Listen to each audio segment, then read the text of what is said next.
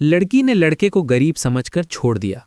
लड़के ने शहर में जाकर करी पढ़ाई और बना आईएएस ऑफिसर। ये कहानी गांव के स्कूल में पढ़ते हुए अर्जुन की मुलाकात रिया से हुई। रिया शहर से आई थी और पढ़ाई में अच्छी थी। धीरे धीरे दोनों अच्छे दोस्त बन गए। वक्त के साथ ये दोस्ती प्यार में बदल गई। अर्जुन रिया से बहुत प्यार करता था और सोचता था कि एक दिन जब वो कुछ बन जाएगा तब वो रिया को अपने घर ले जाएगा। लेकिन जिंदगी इतनी आसान नहीं थी। एक दिन रिया के घर वालों को उनके रिश्ते के बारे में पता चल गया। उन्होंने रिया को समझाया कि अर्जुन बहुत गरीब है और उसके साथ उसका भविष्य सुरक्षित नहीं है। धीरे धीरे रिया भी बदलने लगी। वो अर्जुन से दूर रहने लगी और एक दिन उसने साफ शब्दों में कहा, अर्जुन, मैं तुम्हारे साथ अपना भविष्य नहीं देख सकती। तुम बहुत अच्छे हो लेकिन तुम्हारे पास कुछ भी नहीं है। मैं ऐसे जीवन में नहीं रह सकती जहां हर दिन संघर्ष हो। ये शब्द अर्जुन के दिल को चीर गए। वो कुछ बोल नहीं पाया। उसकी आंखों में आंसू थे लेकिन उसने रिया के सामने कभी कमजोरी नहीं दिखाई। बस इतना कहा, ठीक है रिया, अगर यही तुम्हारा फैसला है तो मैं इसे स्वीकार करता हूं।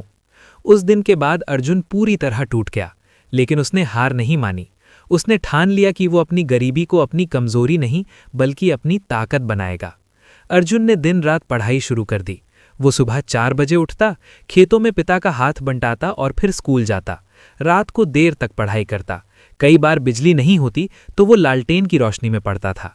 गांव के लोग उसका मजाक उड़ाते थे, अरे ये कलेक्टर बनेगा, पहले अपने घर का हाल तो देख ले। लेकिन अर्जुन ने किसी की नहीं सुनी। 12वीं के बाद उसने शहर जाकर पढ़ाई करने का फैसला किया। पैसे नहीं थे इसलिए उसने छोटे छोटे काम करने शुरू किए। कभी होटल में बर्तन धोता, कभी ट्यूशन पढ़ाता। जो भी पैसे मिलते उनसे अपनी पढ़ाई चलाता। उसका एक ही लक्ष्य था, यूपीएससी पास करना और कलेक्टर बनना। पहली बार उसने परीक्षा दी, फेल हो गया। दूसरी बार फिर असफल। तीसरी बार इंटरव्यू तक पहुंचा लेकिन चयन नहीं हुआ। हर बार असफलता मिलती लेकिन अर्जुन हार नहीं मानता। उसे रिया की बात याद आती, तुम्हारे पास कुछ भी नहीं है। यही शब्द उसे और मजबूत बना देते। चौथी बार उसने पहले से भी ज्यादा मेहनत की। उसने अपनी कमजोरियों को पहचाना और उन्हें सुधारने में पूरा ध्यान लगाया। इस बार उसका आत्मविश्वास अलग ही स्तर पर था। जब रिजल्ट आया तो पूरे गांव में हलचल मच गई। अर्जुन का नाम लिस्ट में था। वो अब एक आईएएस अधिकारी बन चुका था। गांव में खुशी की लहर दौड़ गई। जो लोग पहले उसका मजाक उड़ाते थे अब उसकी तारीफ कर रहे थे। उसके माता पिता की आंखों में गर्व के आंसू थे। कुछ समय बाद अर्जुन की पोस्टिंग एक जिले के कलेक्टर के रूप में हुई। एक दिन ऑफिस में बैठा हुआ था कि रिसेप्शन से फोन आया, सर आपसे मिलने कोई रिया आई हैं। अर्जुन कुछ पल के लिए चुप हो गया। पुराने जख्म फिर से ताज़ा हो गए, लेकिन उसने खुद को संभाला और कहा, उन्हें अंदर भेज दीजिए। रिया अंदर आई।